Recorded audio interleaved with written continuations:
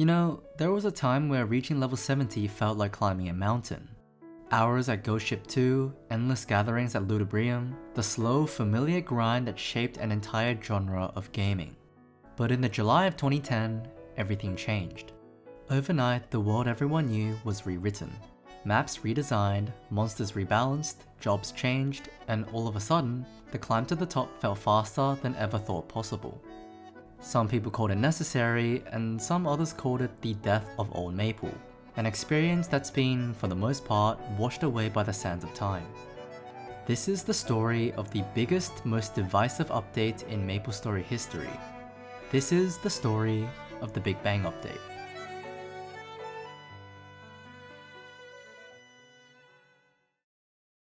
The Big Bang is a major update in Maplestory that was released to the world in the July of 2010. This update, lore and story-wise, was built up to be the biggest event yet in the game's lifespan, as the overarching villain of Maple World, the Black Mage, was resurrected. This was important because part of the lore is that when the Black Mage came back to life, he casted a spell onto the Maple World, causing parts of the world to rearrange completely, and all of Maple World's monsters to change level, power, and looks. So this whole update, canonically speaking at least, was the result of the Black Mage coming back to life. This update is considered to be one of the most impactful, if not the most impactful update on the game, as it changed the majority of the game's core systems. In fact, its impact was so big that the community commonly considers Maplestory to have two major eras, pre-Big Bang and post-Big Bang. Generally speaking, many players considered the update to be necessary and moved the game in a direction that eventually needed to happen, lest it die slowly. Let's get more into what actually changed. First, the core coding of Maplestory was completely rewritten, with a changed map layout and a new UI. Most notably, Victoria Island, which is the starting area for explorers, was rearranged almost completely. For one, the size of the maps were massively reduced. I think the main reason why Nexon decided to do this was because this was 2010, and PCs were struggling to run Maplestory at a good frame rate, due to having to load into these massive maps with player models and visual effects all at the same time. Sometimes loading into these maps would cause people to drop to as low as 20 FPS, and so reducing the size of the maps helped with this a lot. It was Nexon's intention to help optimization and performance issues, but at the same time they removed a community beloved aspect of the game as well, and this was the hidden streets. Hidden streets were maps in the game which didn't show up on the world map. To find them, you would have to explore the maps yourself and use your wit to discover new areas. Like in Ellen Forest, there was this tree log that can be interacted with in order to enter an area that was isolated away and not shown on the world map. It was a really cool experience, and you felt deeply rewarded for finding one by yourself since you'd have the location all to yourself, unless it was a popular training area. It was like a world disconnected from the rest of the map. Some hidden streets would even lead to other hidden streets. There was this one specific hidden street in the forest which had a total of 9 hidden streets linked together. And remember, these were big maps, so there was a lot of exploring to be done. Needless to say, the removal of these caused a bit of disappointment within the community. The maps became a lot more linear and almost artificial in a way. Some players disliked this change as it obviously took away an aspect of exploration and surprise, whilst others didn't really care for it as much since most of the information existed online anyways if you really searched for it. Apart from the size of the maps, there were changes to the world map itself, most notably the dungeon, or otherwise known as Sleepywood. Before the update, there was no world map for Sleepywood, and once you entered the dungeon, the place was almost maze-like. You'd have to remember which way to go in order to get to the place that you wanted to get to. A primary example of this was the infamous golem trap on the way from Hennessus to the dungeon. There was this map which was structured to have platforms above a pit full of level 40 golems, making it quite threatening to early and mid-level players. To get to the dungeon, you would have to make well-timed jumps to platform over them, and if you missed, you'd end up in a pit of these golems, inevitably leading to your death. Post-Big Bang, these golems got nerfed like 20 levels, making them nowhere near as threatening as before. And branching off from the previous point of hidden pathways, there also used to be a hidden pathway in Sleepywood to a place called Fog, which was short for the Forest of Golems. This was where a lot of players trained from level 60, but as mentioned before, this no longer exists. Another huge change, and possibly the biggest change in the update, was the experience gain. Maplestory pre-Big Bang was a very slow experience. It would take several hours to level up a single time, and reaching level 100 was a massive accomplishment. Players would become familiar with the concept of grinding as early as level 10. I know, that sounds insane in the modern landscape of pretty much any MMO in the market right now, but it was really like that. As a comparison, here is a video I found from Ion JC's channel where he was comparing leveling a level 13 magician pre and post Big Bang. In the time span of leveling once pre-Big Bang, he leveled 7 times post. Now, I realize I'm posing this change as a negative, but it was actually very well received by the community. It was a common sentiment that leveling took way too long, and to actually reach 3rd or 4th job took months, and sometimes even a year or 2 of playing. Something definitely had to change, otherwise the game just simply demanded too much of your time before letting you actually play your jobs with its full kit. Big Bang made the game way more player friendly and improved the leveling curve whilst managing to keep the hardcore endgame aspect of the game intact and retaining the feeling of achievement when hitting level 200. There were some drawbacks to this change though, most notably the death of PQs or party quests. Pre-Big Bang, as a result of leveling slowly, a lot of players were around the same level for longer, which naturally led to players doing the same type of content and more interaction. A big part of this was PQs. These used to yield big XP and was also more interesting as opposed to solo grinding, as you would be able to interact with other players at the same time. However, due to the experience change, playing solo became much more convenient and efficient, and as a result, PQs got less popular, making Maplestory more of a single player game. Not that PQs died entirely, Kenta and LKC PQ were still viable ways of grinding to level 200 if popular training maps were full, but they weren't as prominent as before.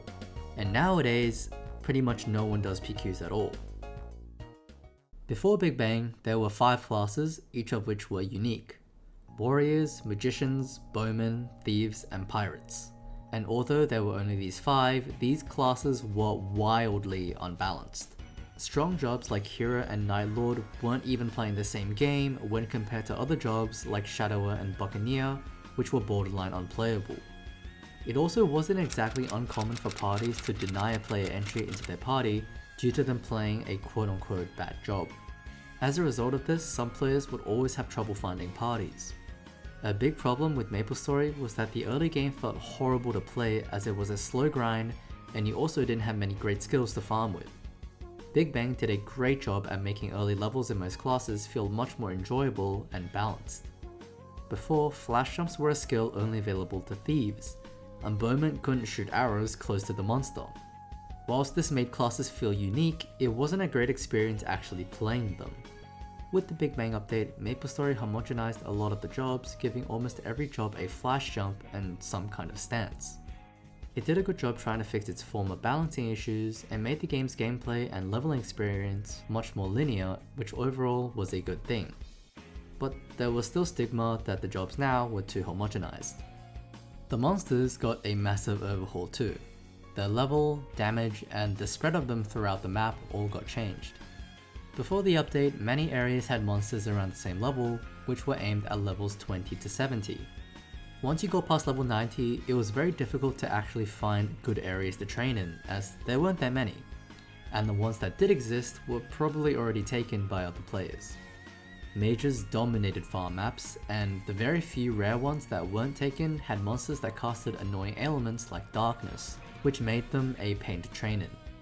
After the update, a lot of the monsters got buffed, and a lot of them got nerfed.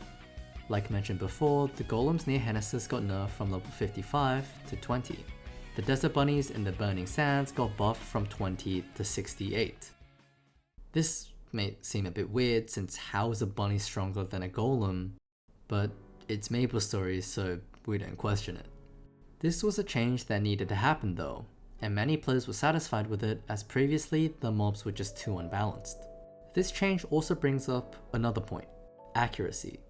Accuracy was the chance that you would be able to actually hit the monster. Notice I said was past tense because after the Big Bang update, this stat didn't really exist anymore, or at least it wasn't impactful in the leveling experience almost at all. You used to miss a lot of attacks on monsters. There was this level 15 quest where you needed to get junior Neki drops, but junior Nekis were designed to be very difficult to hit. It was almost impossible to hit them unless you were level 40 plus, and so the majority of the player base actually bought the items from the market, which made them quite expensive. After Big Bang, accuracy got changed so that every level difference there is a plus 2% chance to miss. So for example, if you're level 14 trying to hit a level 15 mob, you would have a 2% chance to miss. If you were level 13, that would be a 4% chance, and so on. So as long as you were on the same level as the mob you were farming, your attacks would always land. It's funny I mentioned this because in the same update, Nexon actually added stat lines of accuracy to some gear that previously didn't have any. Like Time Traveler's helmet got 400 accuracy added to it even though it became a useless stat. So it was like Nexon was trolling the community. And of course, power creep. You may have heard of a particular Maplestory player from the old days, one that goes by the name of Tiger. Tiger was the highest leveled player in Maplestory for a good portion of pre-Big Bang. Although it's widely speculated that the account was being shared, regardless, it remained at the top spot for years. Tiger at level 158 was hitting 6,000 to 7,000 damage on the fish back then. This damage was only possible due to his insanely high level and stats. Post Big Bang, however, it was pretty common for players to hit 4 to 5k damage at below half of Tiger's level. In other words, the damage range got changed and everything dealt a lot more damage than before. People were now hitting damages in the tens of thousands at rapid line speeds. It really was a different kind of experience. To add on to this, although not exactly part of the Big Bang update, potentials and cubing was added to Maplestory not too long before Big Bang. A system that many would consider the worst part of Maplestory even until this day, and it's easy to see why. In a nutshell, potentials are extra stat modifiers that were applied to your equipment. The catch is that these stat lines are random, and the only way to reroll them was to use cubes, which you paid for using NX. And you got NX by swiping your card. Nobody likes pay to win content, and cubing was exactly that. This cubing system is commonly tied to the Big Bang though for some reason, although they didn't come in the same update. Now, although the Big Bang update is considered to be the biggest update in Maplestory history, this stigma isn't exactly 100% true. Yes, it did change major aspects of the game like the map, experience, and leveling curve as I mentioned before. But it definitely was not the singular update that made players split between the notion of pre-Big Bang and post-Big Bang. It was seen as groundbreaking at the time because all the familiar locations on Victoria Island were completely overhauled. But most of the unwanted and most complained about changes, the pay to win, crazy mobility, instant travel, weren't actually a part of the Big Bang update itself. It was a series of updates before and after Big Bang that gradually turned Maplestory into the different experience that players now attributed to the Big Bang update, because it was the biggest and, for the most part, the start of these series of unwanted updates. And that's how Maplestory got split between pre-Big Bang and post-Big Bang. For many, this update was the end of an era. It was a final curtain call to the original version of the game. But for others, it was a new beginning, modernizing an aging game and opening the doors to a fresh generation of players who might have otherwise left due to its steep and time-consuming mechanics. And that's the duality of the Big Bang update. It was both a reckoning and a rebirth of Maplestory, a transformation that helped Maplestory survive in the long term, but not without cost. Even today, the echoes of pre-Big Bang still lives on.